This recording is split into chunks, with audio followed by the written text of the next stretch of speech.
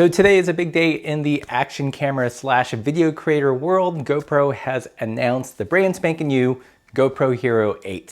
So as someone that is making a living as a video creator who uses a lot of GoPros, a lot of action cam footage, I've been really anticipating this new release. Reviews and first impressions have been trickling out. I watched DC Rainmaker's excellent review on 18 things that you should know about the new GoPro. I watched other sample footage and I have to say, kind of mixed feelings about the GoPro Hero 8. So full disclosure, I have not used it. I'm not one of the people that get early releases on these products, but I am a power user.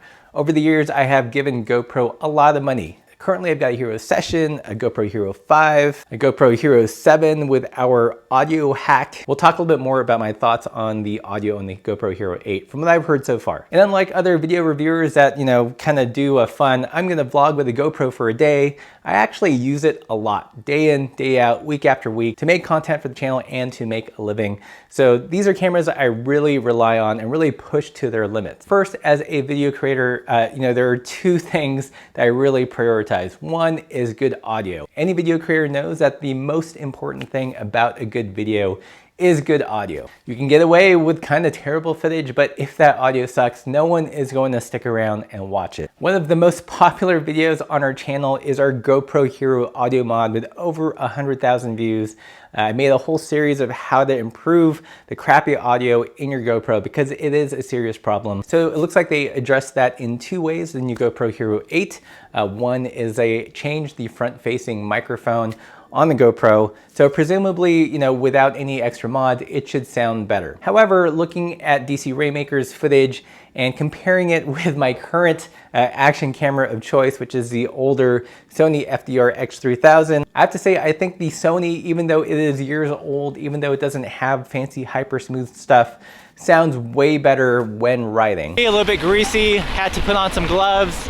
We're just cruising now towards the first aid station, mile 45. Especially with this little audio mod I did to it. You can watch my previous ride videos where I'm riding about 15 miles per hour and there's a headwind and there is so much clarity, so much presence in this mic, it's ridiculous. So the new front-facing microphone, so far from what I've heard, not very impressed. And of course, the big thing that they added this year was the media mod, just because so many of us GoPro power users were making our own quote-unquote media mod. I think it's awesome that they finally addressed this issue, that maybe we don't have to Sugru this overpriced $50 adapter just to use a better microphone. But a couple things. One, it's not yet available, pricing's not available, and I suspect it's gonna retail for at least $100. I'd be surprised if it's par with their current adapter. So what you're looking at is a $400 GoPro where you have to spend potentially another $100 for the media mod. Let's say the new shotgun mic just sucks.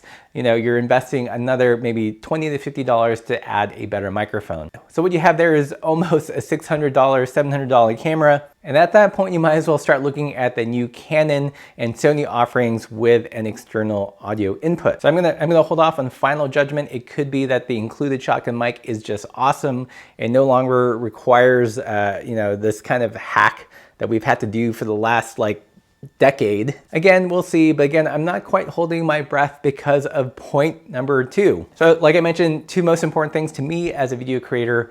First one being audio, which they kind of addressed, but I'm not too optimistic about.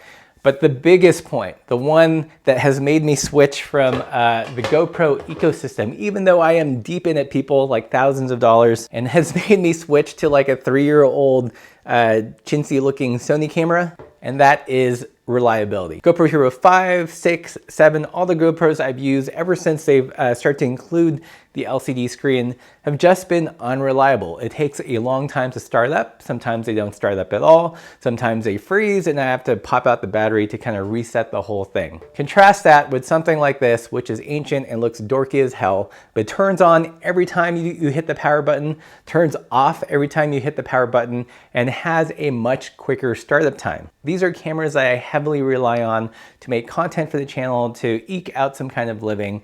So when a camera has crappy audio and is not reliable, it totally bums me out. And that is why over the last couple months, I've actually quietly stopped using the GoPro Hero 7 and my audio mod and have started using a way more ancient camera, but is reliable and has amazing audio. no, image quality isn't that great. Stabilization could be better. It doesn't have hyper smooth or the fancy photo bursts or all those things.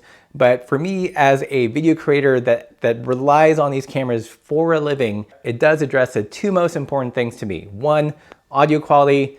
It's awesome out of the box. With this audio mod, I can ride 15 miles per hour with a headwind, and it sounds clear and it sounds present. And again, another important feature is that this thing turns on when I want it to turn on. One touch recording always works, and I've never had to pop out the battery to do a hard reset on the Sony camera. So those are my thoughts so far. Again, I haven't had a chance to handle the Hero 8. It could be amazingly super reliable, but given the GoPro track history, I am not holding my breath. I am kind of still quasi excited about the media mod. Maybe I'll try to track down the camera store and play with it, but I'm not holding my breath. In my opinion, as of 2019, if you are a video creator and you rely on the action camera for A-roll to do pieces to camera to actually tell a story, the Sony FDR X3000 is still the best camera. It's got awesome audio straight out of the box, so you don't have to run an external microphone in my experience.